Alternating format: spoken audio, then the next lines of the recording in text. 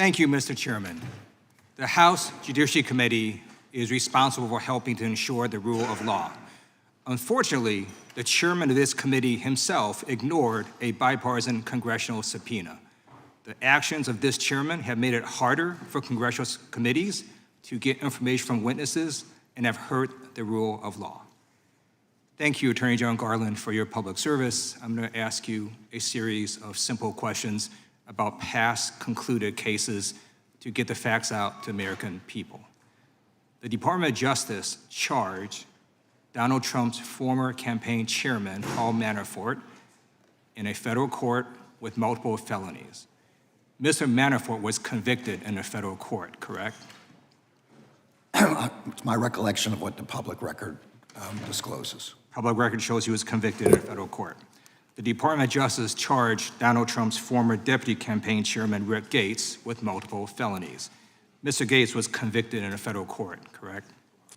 Again, that's to my best of my recollection, that's what the public record discloses. Thank you. The Department of Justice charged Donald Trump's former campaign foreign policy advisor, George Papadopoulos.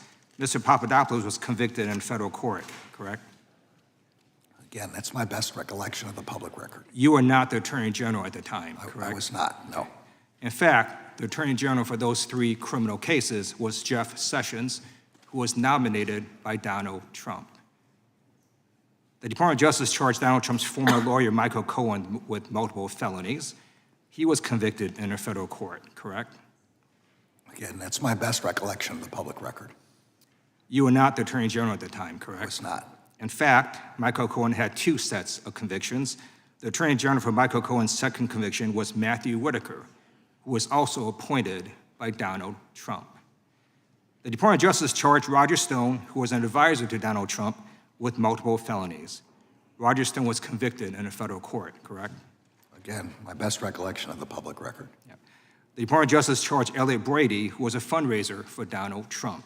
Mr. Brady was convicted in a federal court, correct? Same answer. You were not the Attorney General at the time, right? I was not. Okay. In fact, the Attorney General for those two criminal cases was Bill Barr, who was nominated by Donald Trump. What these facts show is that the Department of Justice has not been weaponized. We have one Department of Justice that goes after criminals regardless of party affiliation. These Trump associates were convicted under the administration of three Republican attorneys general, each of whom was nominated by Donald Trump. Trump's campaign manager, felon. Trump's deputy campaign manager, felon. Trump's foreign policy advisor, felon. Trump's lawyer, felon. Trump's political advisor, felon. Trump's fundraiser, felon. It is not the fault of the Department of Justice that Donald Trump surrounded himself with criminals. Trump brought that upon himself. One of the things that makes America great is we are ruled by the law, not by a cult of personality. I want to thank you, Attorney General Garland and the Department of Justice, for applying the law without fear or favoritism. And I note that as we sit here today, the Department of Justice is prosecuting Hunter Biden in a federal court right now. You can't love your country only when the candidate you like wins, and you can't love law and order except when the criminal felon is someone you like. In America, no one is above the law, not the rich, not the powerful, not any former presidents, and certainly none of his criminal felon enablers. Now I want to move on to another subject. Our gentleman from Arizona on the other side of the aisle gave away the game today when he said why he wanted the audio transcript. He said, we wouldn't know if Joe Biden had said and. So I just want to ask you this question. Special Counsel Robert Hur said that this transcript was accurate. The written transcript was an accurate rendition of the audio transcript, correct? Except for some stutters. Yes. Okay. So what the gentleman from Arizona wants is that transcript audio with the and. Because Joe Biden stutters.